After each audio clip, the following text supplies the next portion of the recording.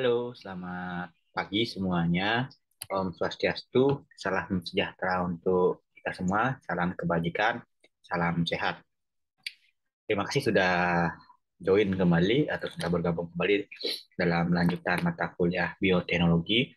Jadi kita akan melanjutkan perkuliahan pada pagi hari ini dengan topik yaitu pengantar bioteknologi atau kalau dalam LPS kemarin itu kita bilang bioteknologi secara umum saja.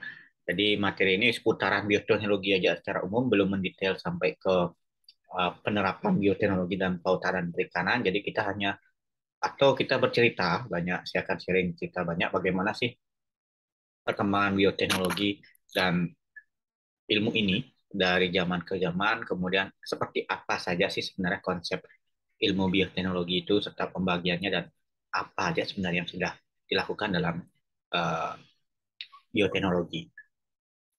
Oke, jadi pada hari ini ada beberapa subtopik materi yang akan kita diskusikan nanti ya. Kalau ada yang tidak mengerti, seperti biasa, kita punya kesempatan yang cukup atau waktu yang cukup untuk bisa berdiskusi terkait topik ini. Sebenarnya nggak susah, cuma memang butuh effort atau butuh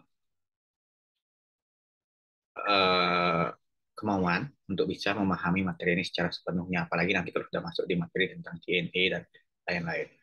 Oke, jadi materi hari ini tentang bioteknologi secara umum atau pengantar bioteknologi ada 7 subbab yang akan kita coba diskusikan dan saya sharing kepada teman-teman yang mengikuti perkuliahan pada pagi hari ini.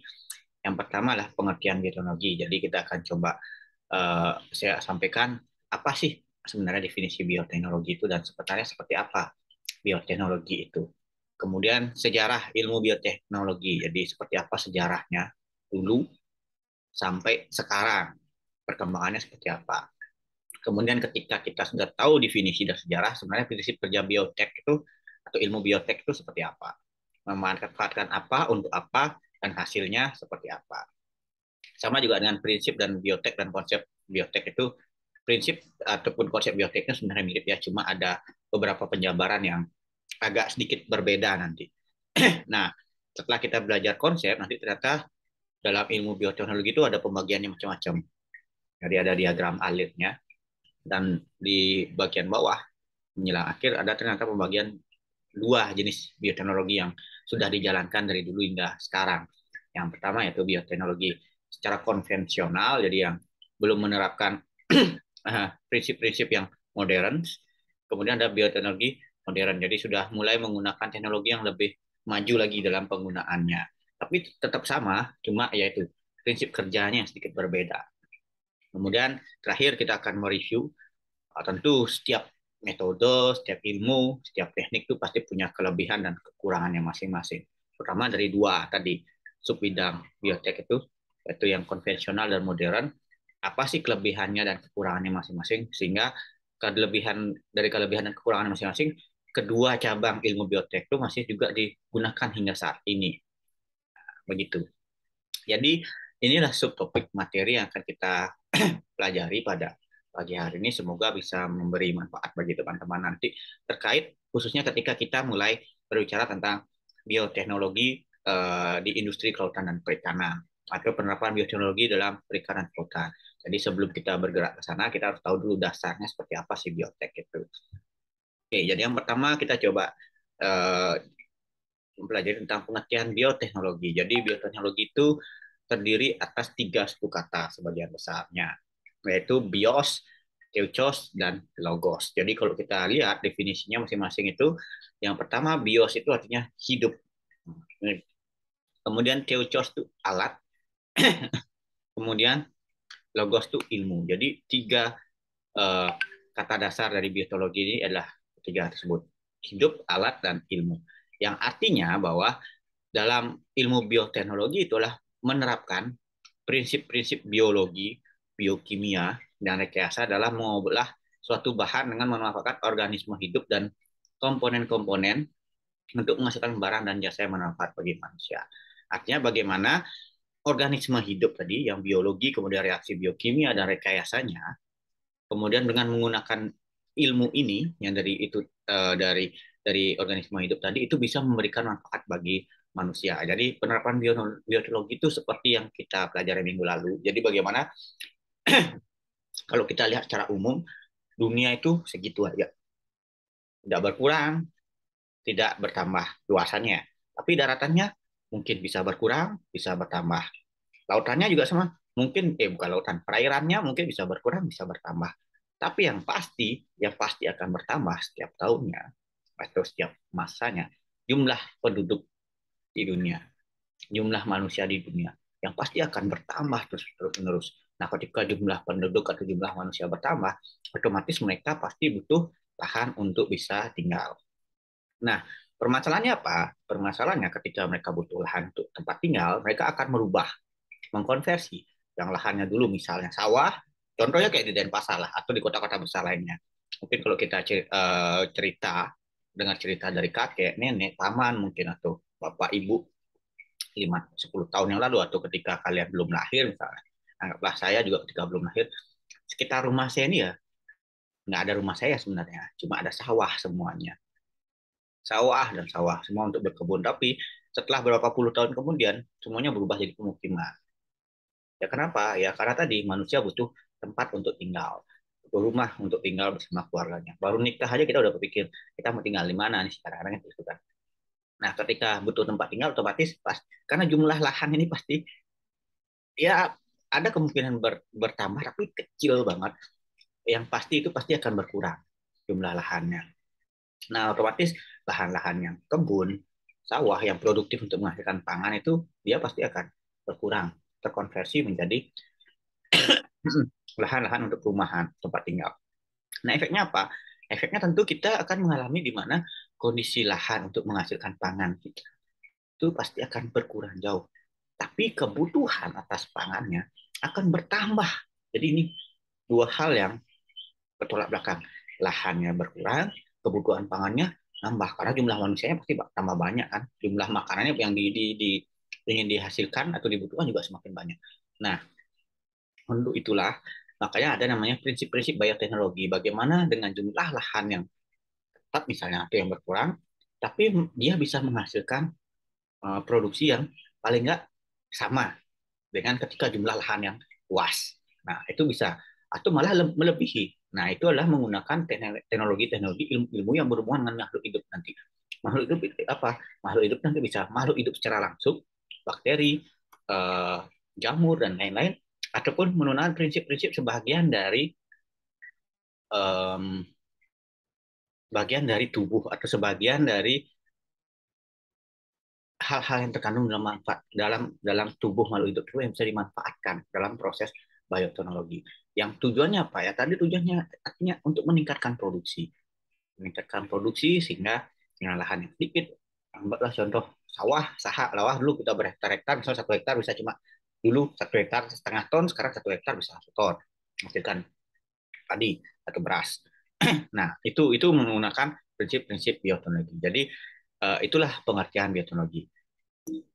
Kemudian lainnya lain pengertian lainnya lah kalau ada yang menyebutkan berbeda juga. Jadi bioteknologi itu banyak definisinya sebenarnya, cuma secara garis besar artinya sama saja sebenarnya. Ada yang menyebutkan bahwa bioteknologi itu artinya prinsip-prinsip ilmiah dalam kerekayasaan terhadap organisme, sistem atau proses biologis untuk menghasilkan atau meningkatkan potensi organisme maupun menghasilkan produksi produk dan jasa bagi kepentingan hidup manusia. Jadi seperti itu tadi. Bagaimana dengan bioteknologi menggunakan konsep-konsep yang kita tahu misalnya ilmu-ilmu dalam makhluk hidup tersebut yang bisa tujuan akhirnya untuk meningkatkan baik kualitas ataupun kuantitas. Jadi ada dua hal berbeda. Kualitas itu artinya uh, kualitas itu artinya nilai. Kalau kuantitas itu banyaknya.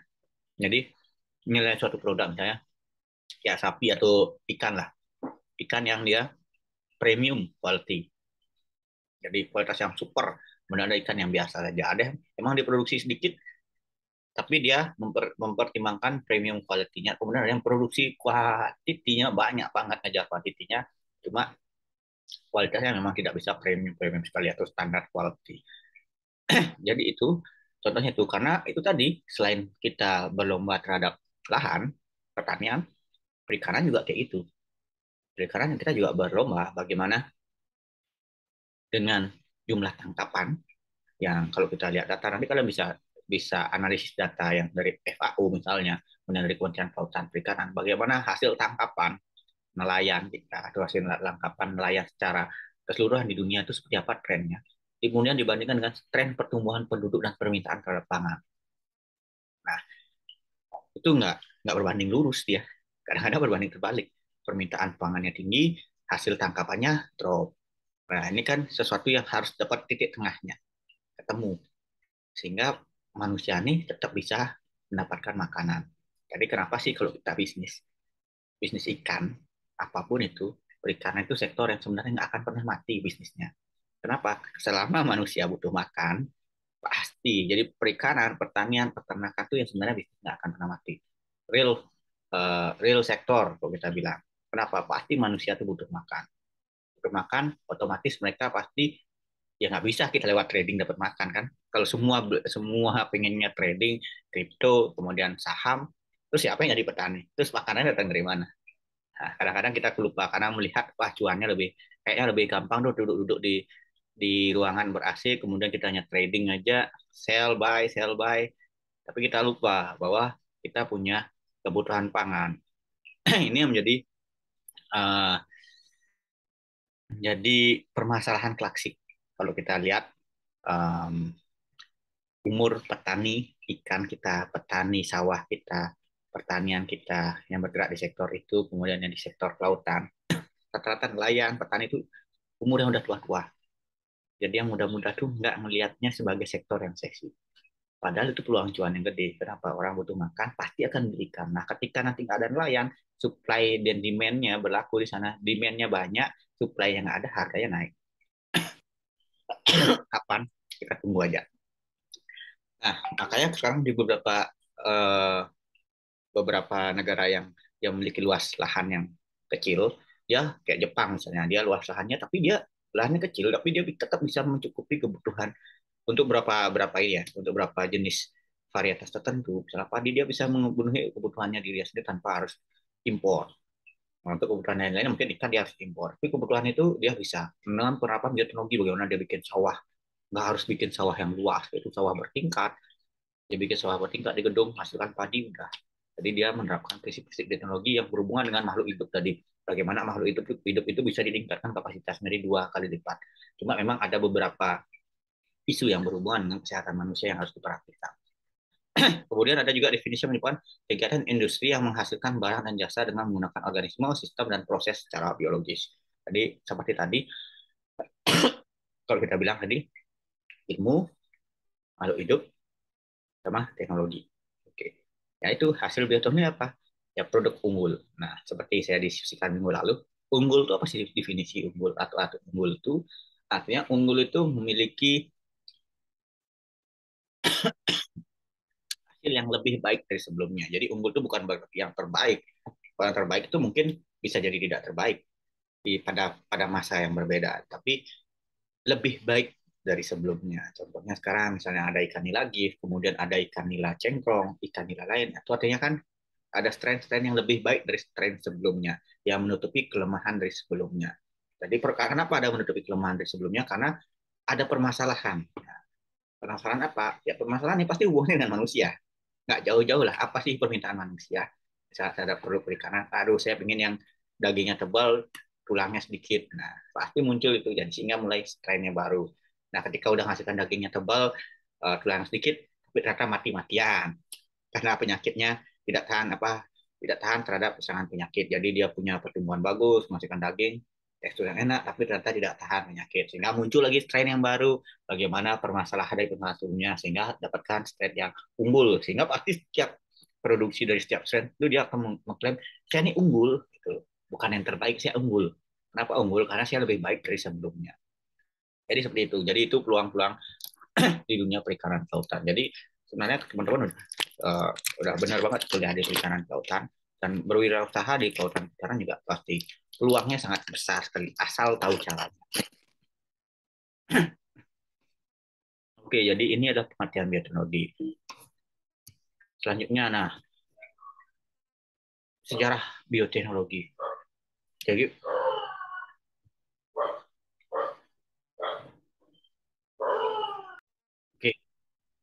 kita lanjut, sudah kita tahu pengertian bioteknologi dan kenapa bioteknologi itu muncul, karena memang ada permasalahan yang paling penting ya, permasalahan ada di manusianya yang harus diselesaikan. Apalagi kalau berhubungan dengan isi perut itu, wah harus segera diselesaikan, karena nggak bisa menunggu lagi.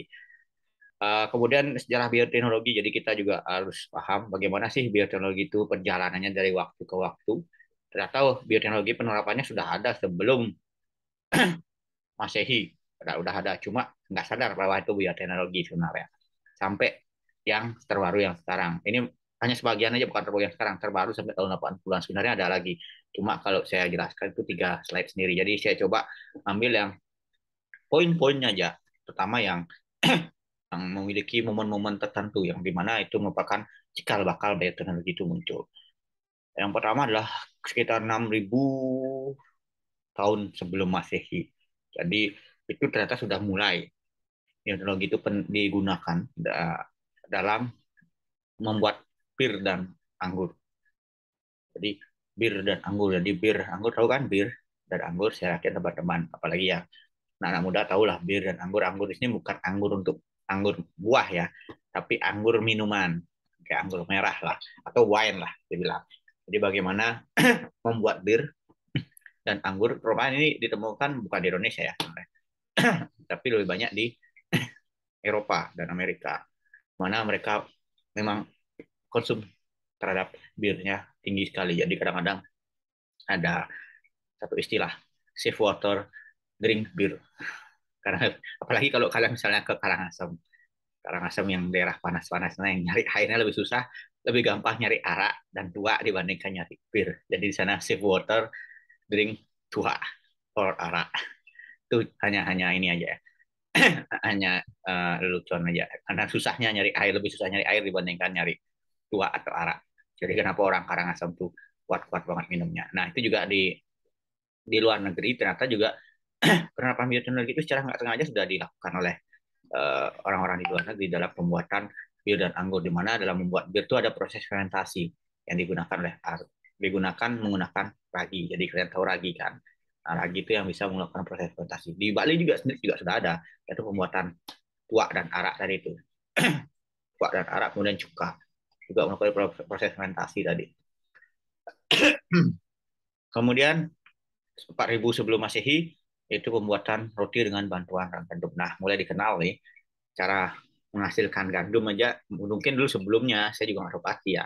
Sebelumnya orang makan tuh makan gandum aja, sup gandum dan lain-lain. Belum bisa menghasilkan roti. Terus kemudian nenek moyang mereka mulai memanfaatkan mencampur tepung gandum tersebut dengan ragi. Ternyata mampu mengembang yang sampai sekarang teknik yang kita gunakan untuk membuat roti.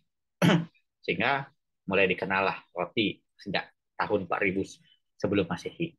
Itu berdasarkan dari sejarahnya bioteknologi. Kemudian tahun 1521 suku Aztec yang ada di sekitar Meksiko kalau nggak salah itu menggunakan ganggang sebagai makanan. Jadi memulai memanfaatkan ganggang dengan proses tertentu sehingga ganggang itu dia bisa dimakan, ganggangnya dari lautan.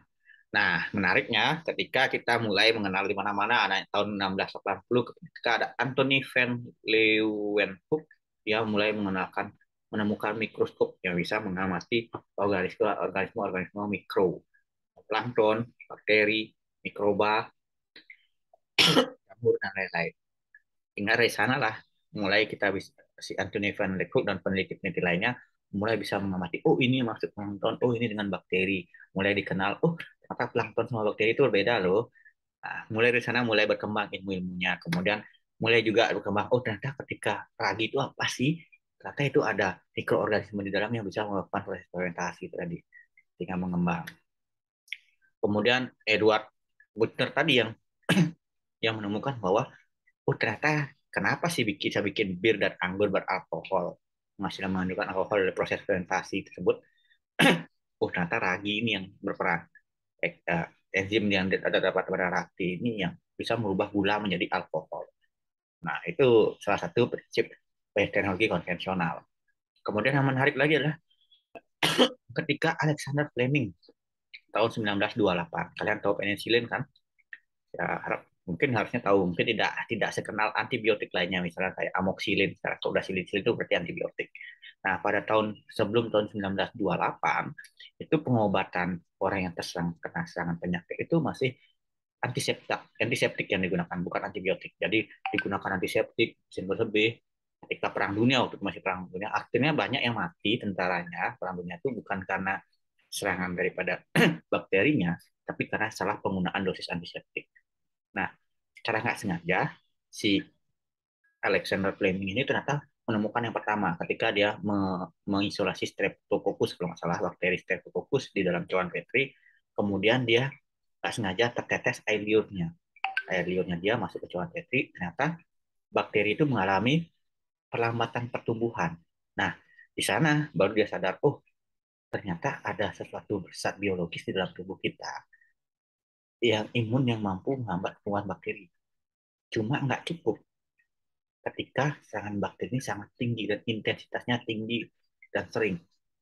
Mungkin kalau kita sedang, mungkin kayak kita menjelang flu ya, kita minum minum vitamin C, kemudian makan buah banyak-banyak, kita nggak jadi sakit. Nah itu ada ada satu, saya lupa nama zat aktifnya dalam tubuh kita yang ada di air liur, yang akhirnya dia akan mampu menghambat pertumbuhan si bakterinya sehingga tidak jadi sakit. Nah, percobaan kedua, jadi nggak sengaja-sengaja nih sebenarnya si Fleming ini menemukan konsep penicillin nih. Ketika dia kultur Streptococcus lagi, terus nggak sengaja cawan Petri, tahu cawan Petri kan, kebuka nih, kebuka, terus besoknya dia mati, dia lupa nutup, besoknya dia mati, ternyata ada jamur yang tumbuh di isolasinya si uh, Streptococcus tadi. Nah, ketika ada jamur yang tumbuh, si Streptococcusnya lambat banget pertumbuhannya, cenderung akan mati. Nah, mulai mulai mulai terus menarik nih gitu kata dia. Menarik nih. Oh, harus tahu nih jamur ini ada apa sih. Ternyata nama jamur itu kalau salah penicillin apa kadang namanya itu saya lupa. Itu yang ternyata dia yang diekstrak akan mengandung zat aktif penicillin yang akhirnya itu sangat membantu ketika Perang Dunia Kedua. Banyak serangan penyakit yang diakibatkan oleh bakteri-bakteri gram-gram kurang baik itu yang menyebabkan demam dan lain-lain sehingga banyak prajurit yang mati.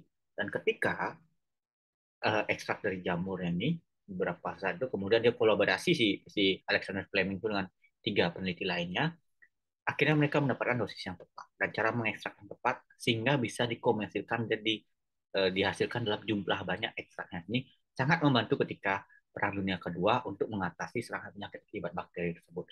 Dan akhirnya si Alexander Fleming ini mendapatkan Nobel untuk temuannya tersebut. Sehingga saat ini kita mulai mengenal konsep antibiotik berbagai jenis berkat beliau.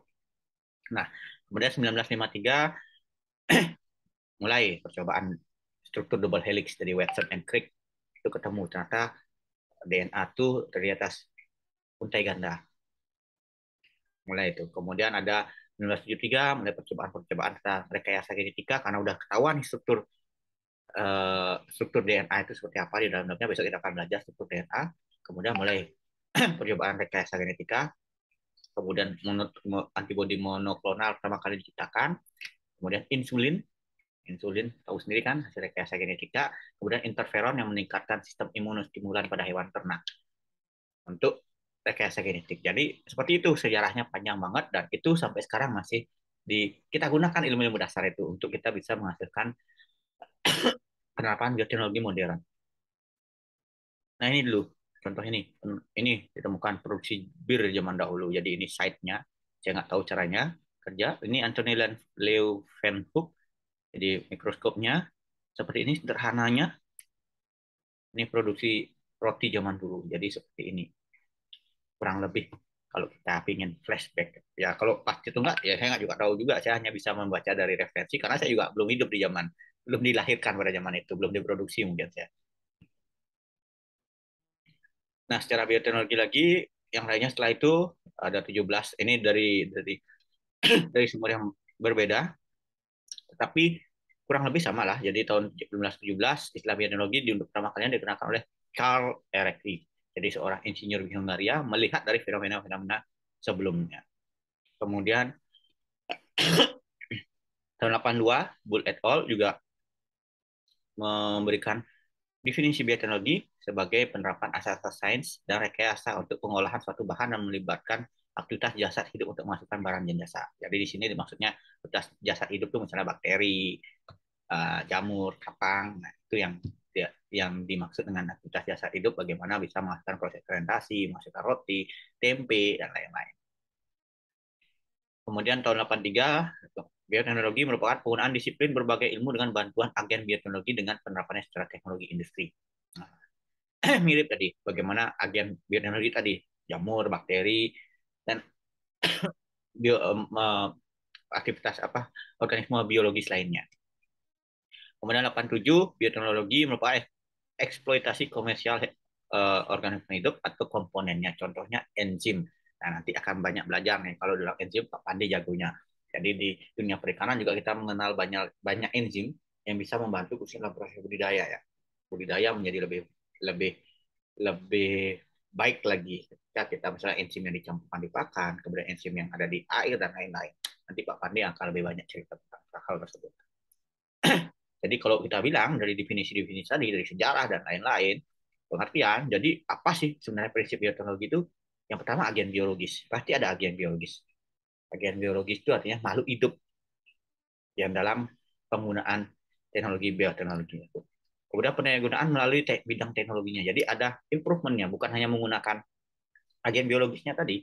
Jadi agen biologis ini diteliti lagi, teknologi yang kita dapatkan mungkin bisa menggunakan whole atau seluruh dari bagian agen biologis itu. Mungkin hanya sebagiannya nih, contohnya enzim-enzim tadi, atau zat-zat tertentu yang dalam makhluk itu tersebut, untuk akhirnya bisa menghasilkan produk, barang, dan jasa yang kualitasnya lebih baik, baik secara kualitas ataupun secara kuantiti. Jadi itu prinsip bioteknologi sebenarnya. Secara garis besar, ketika kita tahu definisinya, ketika tahu sejarahnya, dari awal hingga saat ini. Kemudian kalau konsep biologi itu, jadi itu seperti yang tadi saya jelaskan di awal, bahwa bioteknologi itu muncul karena ada ya memperhatikan kelangsungan hidup manusia khususnya dalam bidang pangan, kebutuhan pangannya yang ditunjang melalui teknologi, teknologi menggunakan makhluk hidup tadi. Nah, yaitu disebut akhirnya bioteknologi. Nah, bioteknologi ini ternyata dari beberapa ahli bisa diklasifikasikan menjadi dua. Yaitu pertama bioteknologi konvensional, yang kedua bioteknologi modern. Kalau bioteknologi konvensional tuh ya yang biasa dilakukan oleh masyarakat, tapi ternyata itu adalah bioteknologi. Contohnya pembuatan tempe, kecap, keju, mikroprotein lainnya. Nah, kalau bioteknologi modern itu agak sedikit berbeda dan butuh eh, kalian khusus. Misalnya untuk kultur jaringan, bagaimana kita mengkultur jaringan tanaman.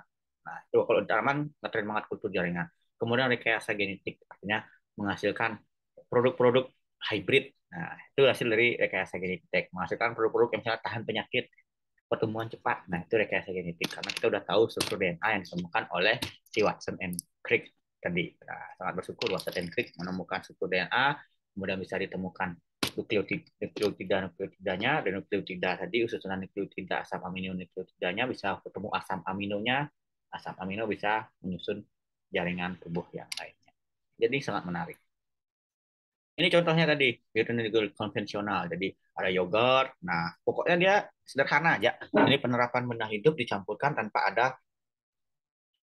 misalnya penerapan uh, silang, kawin silang, nggak ada. Jadi bagaimana menghasilkan produk langsung. Kemudian cuma di sini antibiotik penicillin aja masih termasuk salah satunya yang profesional. Tempe, jadi tempe itu salah satu produk bioteknologi karena ada proses ragi yang dimasukkan ke sana untuk bisa menghasilkan, bukan ragi, Saccharomyces kalau nggak salah. Kemudian membuat roti, kecap, keju. Ini saya belum tahu nih, sauerkraut ini apa ini. Kemudian bir dan lain-lain. Ini ya bioteknologi konvensional. Ini jadi kalau tempe, kedelai, mikroorganismenya bakterinya Rhizopus oryzae yang dibutuhkan. Kemudian kecap untuk dari bahan makannya kedelai. Jadi dia karena kedelai. Bayangkan kalau kita nggak tahu itu bakteri ini. Kita yang makan tempe, kita nggak punya, mungkin nggak kenal tempe sekarang, kenal cuma kedelai. Kemudian sehingga itu kearifan lokalnya orang Indonesia. Jadi tempe cuma ada di Indonesia, di tempat lain nggak ada. Kecap, Aspergillus veneti, kemudian keju, susu. Jadi dihasilkan dari Penicillium chamberti, yogurt, susu, Lactobacillus bulgaricus, roti, gandum, kemudian Saccharomyces cerevisiae, nata de coco. Nah, ini nata de coco dari apa itu? Dengan penambahan bakteri Acetobacter pseudomonas, tape, singkong, Saccharomyces cerevisiae, brem padat, beras ketan, tambah Saccharomyces cerevisiae, oncom yang dari Jawa Barat, kacang tanah, Neurospora crassa, minuman anggur dari buah anggur, Saccharomyces ellipsoideus. Jadi ini menarik banget ya. Nah, kelihatan kan kalau bioteknologi konvensional ya tidak ada menggunakan teknologi yang wah sekali. Jadi ya semuanya menggunakan proses fermentasi, penyampuran bakteri dengan bahan dasar makanannya apa, kemudian akhirnya menghasilkan jenis makanan barunya apa. Sesimpel itu saja. Tapi ya butuh effort juga, butuh eh, keahlian juga untuk menghasilkannya. Karena butuh percampuran yang pas. Nah, kalau bioteknologi modern itu seperti apa sih? Bioteknologi modern itu lebih banyak tentang molekular bioteknologi. Jadi bagaimana mempelajari tentang gen, DNA, sehingga bisa kita membuat sesuatu hasil yang lebih baik. Ketika kita tahu bagaimana gen yang berperan, bagaimana DNA-nya berperan menghasilkan sesuatu. Jadi molekular biologi, kemudian mikrobiologi, biochemistry, genetik, chemical engineering, sel biologi itu kan bidang-bidang ilmu yang terdapat dalam molekular bioteknologi untuk menghasilkan pertama crops, drugs, vaksin, diagnostik, livestock. Jadi pertama bisa menghasilkan bibit, kemudian obat, menghasilkan vaksin. Seperti sekarang kita di shoot 3 kali itu untuk vaksinnya corona. Itu dari ya tahu dari strukturnya si virus yang sebelumnya sehingga bisa tahu bagian mana yang bisa digunakan sebagai vaksinnya atau antivirusnya. Diagnostik. Jadi kita juga bisa menggunakan diagnostik. Jadi contohnya kayak virus tadi dengan PCR itu salah satu penerapan bioteknologi PCR sehingga kita tahu karena virus itu nggak bisa dilihat, nggak bisa juga dikultur. Kultur dalam artian membedakannya dalam bentuk kulturnya, isolasinya, nggak bisa juga. Jadi salah satu-satunya cara untuk mendeteksi si virus ya dengan PCR tadi mendeteksi DNA-nya ada, DNA atau RNA-nya ada nggak bisa. Karena kalau di kultur dia secara secara uh, secara morfologis mungkin bisa kelihatan, cuma butuh waktu yang lama banget. Jadi paling gampang ya kita ambil DNA-nya, ekstrak, kita lihat ada apa tidak. Livestock itu untuk menghasilkan indukan yang unggul. Jadi ini bioteknologi modern yang penerapannya hingga saat ini untuk menghasilkan produk-produk ini banyak digunakan. Semua ini untuk menghasilkan produk diterapkan dalam industri kelautan dan perikanan. Bagaimana menghasilkan obat bagi ikan, kemudian bagaimana menghasilkan vaksin, bagaimana mendeteksi uh, serangan penyakit dan hama, bagaimana menghasilkan broodstock atau livestock yang unggul di dunia perikanan total. Nih contohnya. Jadi kultur jaringan ini lebih banyak kultur jaringan itu sebenarnya bicara tentang tanaman. Nah kalau kita bicara misalnya rumput laut, kita harusnya bisa menggunakan kultur jaringan karena pada prinsipnya dia mirip-mirip. Kemudian vaksin, jadi di vaksin contohnya kita sendiri sudah jadi salah satu objek penggunaan vaksin.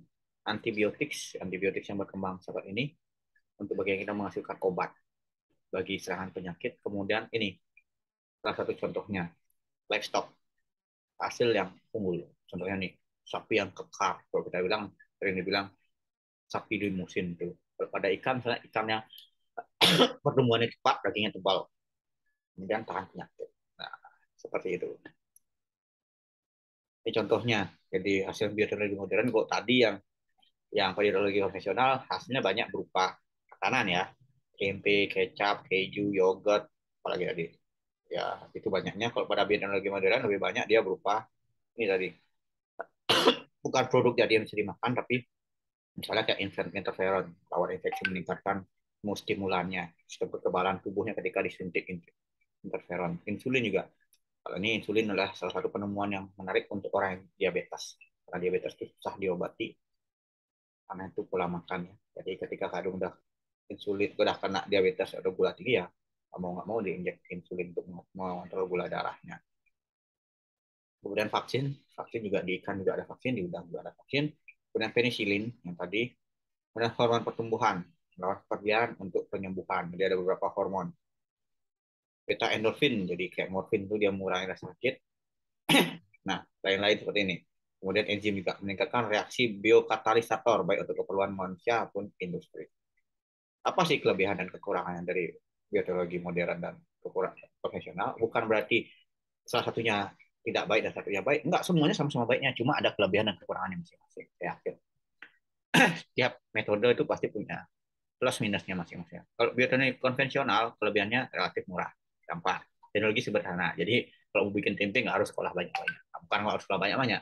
Ya kita bisa belajar lah. Cuma kalau bikin tempe yang lebih spesifik lagi, mungkin kita harus penelitian lebih lebih tinggi banget.